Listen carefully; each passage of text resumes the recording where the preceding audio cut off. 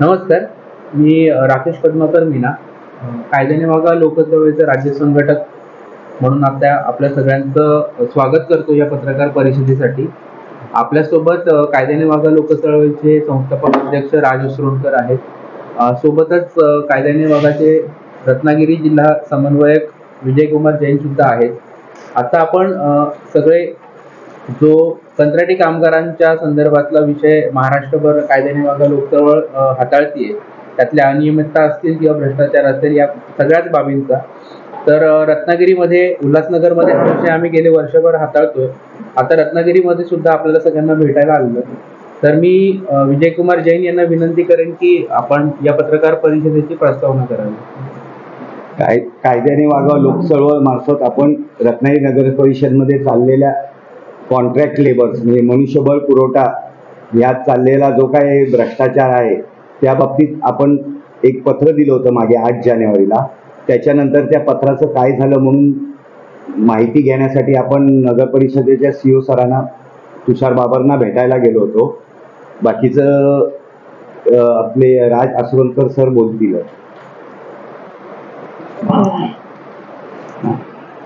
मनुष्यबळ पुरवठा कंत्राट हा आजच्या तारखेला महाराष्ट्रातला सगळ्यात मोठा भ्रष्टाचार आहे. हे आपल्याला दिसायला वरकरणी आउटसोर्सिंग मधून कर्मचारी घेऊन काम केलं जातं आणि प्रशासन चालवलं जातं असं आपल्याला वरकरणी वाटतं, परंतु खऱ्या अर्थाने तो प्रशासनामध्ये बसलेले जे बडे अधिकारी आहेत आणि त्यांना ज्या कुठल्या पॉलिटिकल लोकांचा किंवा सरकारमध्ये बसलेल्या लोकांचा आशीर्वाद असेल, या सगळ्यांच्या मिळून संगनमताने हा सगळा भ्रष्टाचार जो आहे तो सुरू आहे. मध्यंतरी मी DMA, director of municipal administration, आयुक्त तथा संचालक नगरपालिका प्रशासन संचालनालय यांना एक पत्र दिलेलं आहे आणि त्या पत्रामध्ये आपण शंका व्यक्त केली आहे की संपूर्ण महाराष्ट्रभरच्या ज्या 350 नगरपालिका आहेत किंवा महानगरपालिका आहेत, या सगळ्यामध्ये मिळून किमान 500 कोटींचा भ्रष्टाचार या संपूर्ण महाराष्ट्रभर झालेला आहे. जर आपण रत्नागिरी नगर परिषदेबद्दल जर बोललो, या सगळ्या महाराष्ट्रातल्या नगर परिषदामधली एक नगर परिषद आहे, ब वर्ग आहे. या नगर परिषदेपुरतं जरी आपण बोललो आणि गेल्या 10 वर्षातला जर आपण याचा हिशोब जर शोधून काढला, म्हणजे अगदी थोडक्यात सोप्या भाषेत सांगायचं तर मनुष्यबळ पुरवठा कंत्राटदारांना देयक किती रकमेची दिली गेली आणि त्यांनी देयकांसोबत जी जोडपत्र जोडली जातात पुरावा म्हणून की त्यांनी विनियोग केलेल्या खर्चाची पुरावे, याचा जर आपण ताळमेळ जर लावला तर किमान एक, मी जरी अगदी समजा बाचकत घाबरत जरी आम्ही बोललो तरी किमान गेल्या 10 वर्षातनं 15 ते 20 कोटींचा भ्रष्टाचार फक्त रत्नागिरी नगर परिषदेमधला बाहेर पडेल. हा काय प्रकार आहे तर नगर परिषद ज्या वेळेला एखादं मनुष्यबळ पुरवठ्याचं कंत्राट जारी करतं तर त्यांची जबाबदारी आहे की किमान वेतनाप्रमाणे ते कंत्राट त्यांनी जारी करायला पाहिजे. किमान वेतन हा काय प्रकार आहे, फक्त आपण एक, बऱ्याच लोकांना पत्रकार म्हणून माहिती असेल पण थोडंसं रिपिटेशन करूया कारण विषय त्याच्यामुळे क्लिअर होईल. किमान वेतन हा असा प्रकार आहे की कामगार विभागाने संपूर्ण महाराष्ट्राचे वेगवेगळ्या परिमंडळामध्ये विभागणी केलेली आहे. परिमंडळ 1, परिमंडळ 2, परिमंडळ 3 आणि प्रत्येक परिमंडळामधले जे कामगार आहेत त्यांना 3 कॅटेगरीमध्ये विभागलेलं आहे: कुशल, अकुशल, अर्धकुशल. आणि प्रत्येक परिमंडळात या कामगारांचं मूळ वेतन आणि त्यांना दर 6 महिन्याने लागू असलेला विशेष भत्ता हा वेगवेगळा असतो. मूळ वेतन काही वर्ष कॉन्स्टंट राहतं, स्थिर राहतं, परंतु विशेष भत्ता हा दर 6 महिन्याला बदलत असतो. आत्ता सुद्धा आपण इथे बसलेलो आहोत आणि कदाचित कामगार आयुक्तांचा जानेवारी ते जून साठीचा विशेष भत्ता जारी सुद्धा झालेला असेल किंवा तो उद्या होईल.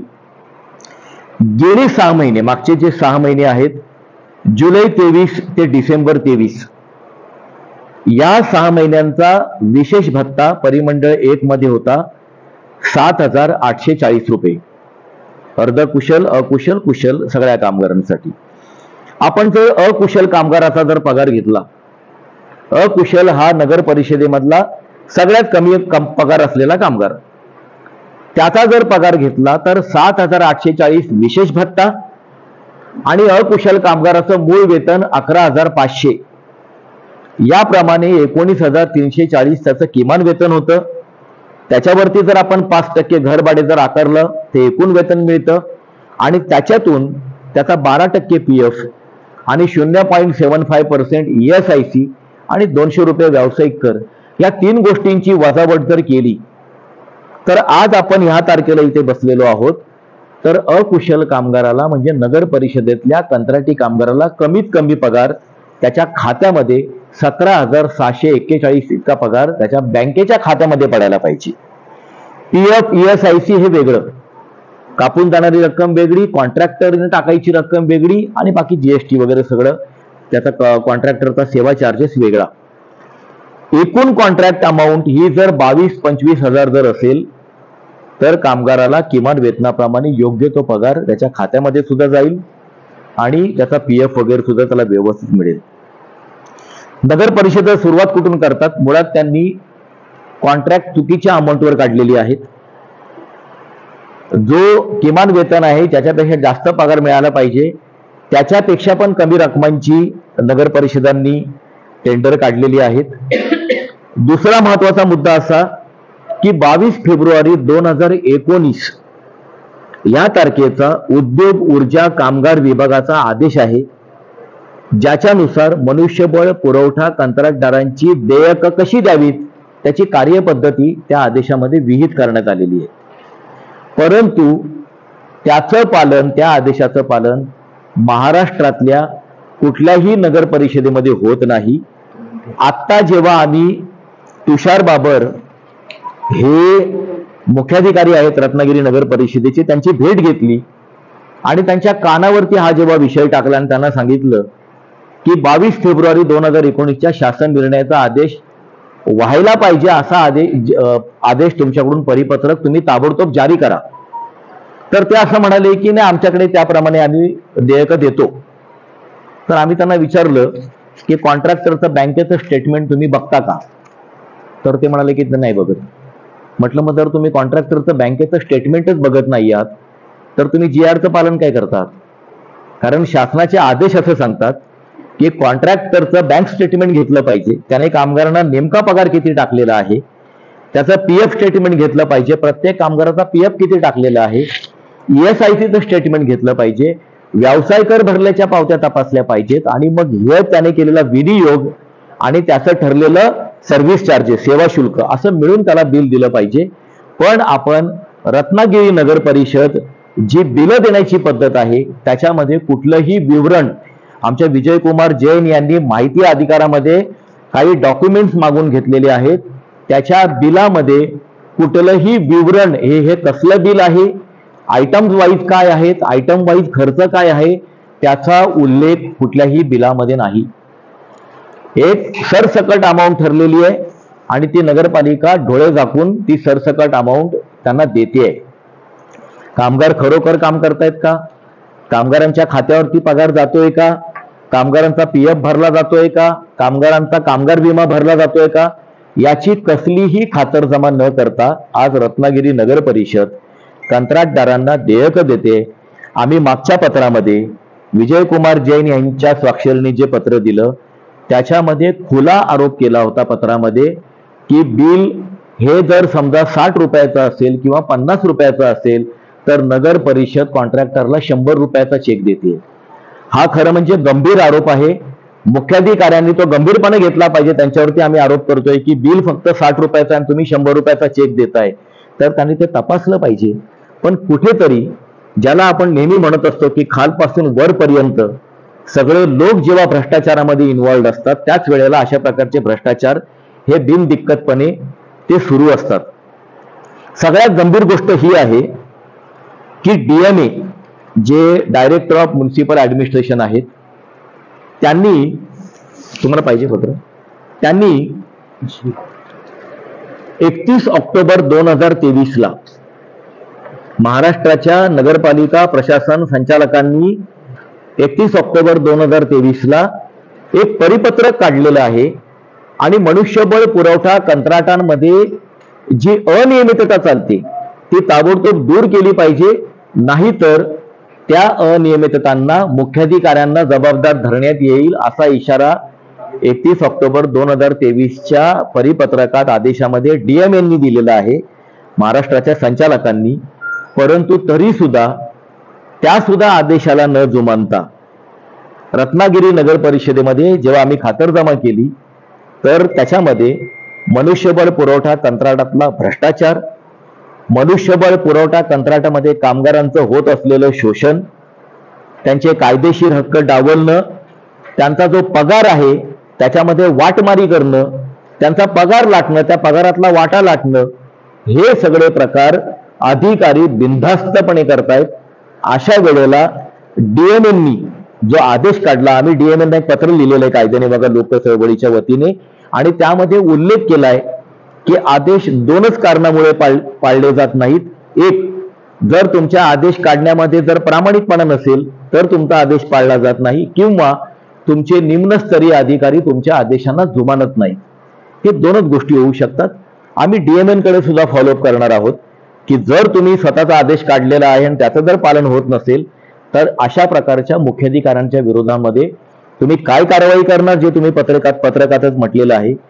त्याच्या बरोबरीने पॅरलली सहाय्यक कामगार आयुक्त असतील, नगरविकास सचिव असतील, मुख्य सचिव आहेत, नगरविकास मंत्री आहेत, कामगार मंत्री आहेत, 2 उपमुख्यमंत्री आहेत, मुख्यमंत्री आहेत, या सगळ्यांकडे आपण याच्या विरुद्ध दाद मागणार आहोत.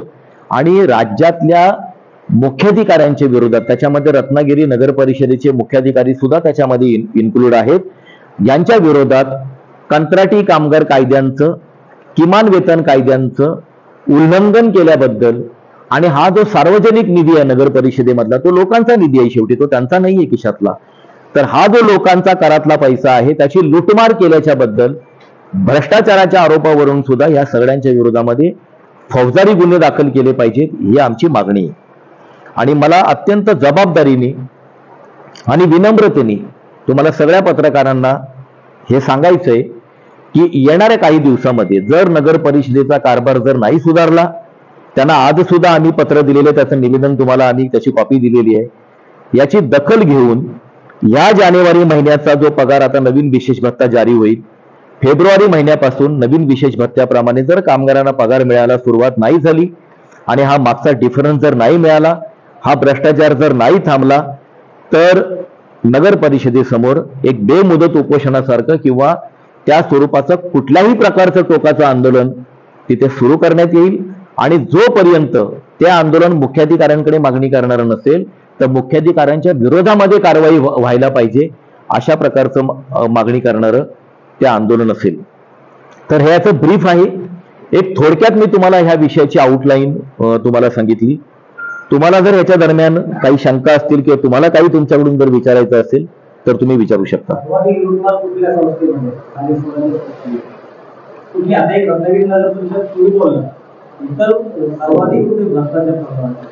बघा, महाराष्ट्रामध्ये शासकीय आणि निमशासकीय जेवढी कार्यालये आहेत, जितक्या कार्यालयांमध्ये मनुष्यबळ पुरवठा मार्फत कामगारांमार्फत काम केलं जातंय त्या सगळ्या ठिकाणी 100% भ्रष्टाचार आहे आणि सगळ्या ठिकाणी कामगारांचं शोषण सुरू आहे.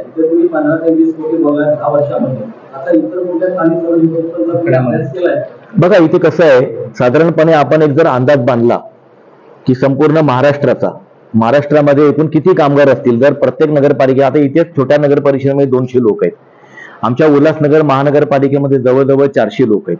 आपण टोटल महाराष्ट्राचा आकडा जरी आपल्याकडे नसला तरी एकूण अंदाजित आज किती कामगार असतील आणि प्रत्येक कामगारामागे जवळजवळ 8 ते 10 हजाराची वाटमारी प्रत्येक नगर परिषदेमध्ये सुरू आहे. तर हा आकडा जर आपण फक्त नगर परिषदांचा म्हणजे स्थानिक स्वराज्य संस्थांचा, मी अजून महावितरण वगैरे बद्दल बोलत नाहीये, इतर जी तहसीलदार महावितरण त्यांच्याबद्दल मी बोलत नाहीये, सध्या मी फक्त स्थानिक स्वराज्य संस्था 350 नगर परिषदा आपल्याकडे आहेत, एक 26-28 आपल्याकडे महानगरपालिका आहेत, पंचायत समिती आणि ग्रामपंचायतीचा आणखी वेगळा भाग आहे. या सगळ्याचा जर आपण त्यांच्या मागे लागलो तर एक मोठा भ्रष्टाचार बाहेर पडेल.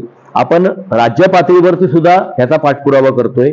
ज्या ज्या ठिकाणी जिल्हाधिकाऱ्यांची अधिकार क्षेत्र आहे आपण जिल्हाधिकाऱ्यांकडे पाठपुरावा करतोय आणि आपण डीएमए लेवलवर सुद्धा याचा पाठपुरावा ते करतोय. 10,000 असे व्हेरिएबल्स आहेत सगळीकडे. काही तुम्ही जेव्हा सीओकडे वरती कारवाईची मागणी करता ना, याची जबाबदारी आहे कामगार, ते काय करतात?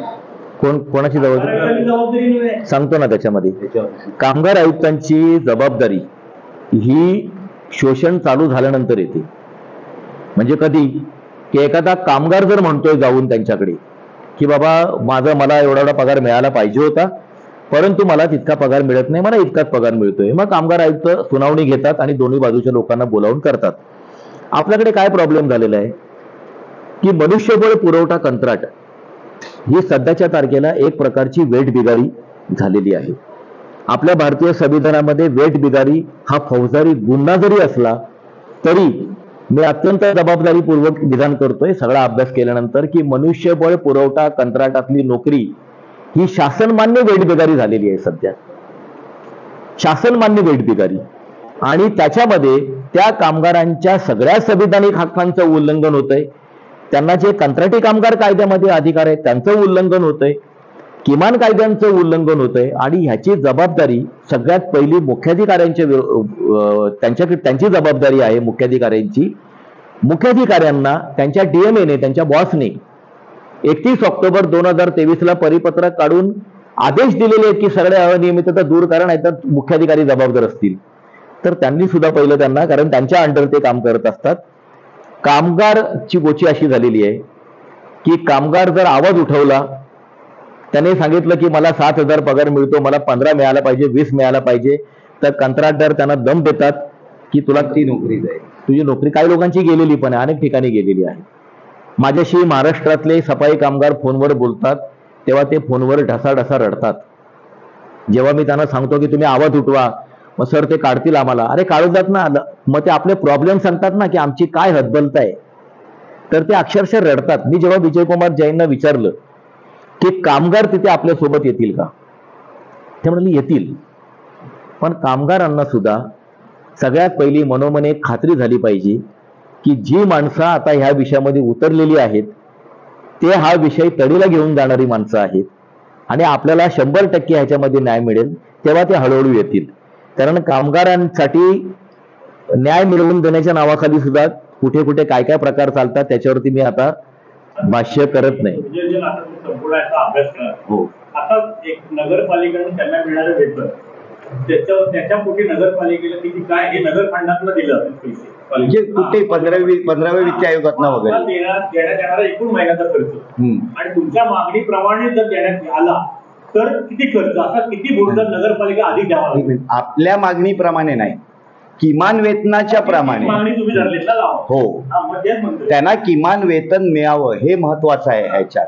पण त्यांनी एकदा आपला खर्च वाढवावा इथं म्हणजे फंड्स किती अधिक भार पडेल नगर. मगाशी मुख्याधिकाऱ्यांनी आमच्या समोर असं स्टेटमेंट केलं की आमच्यावरती दुप्पट तिप्पट भार पडेल. 2 प्रकार आहेत, एक कामगारांचं शोषण, दुसरं भ्रष्टाचार.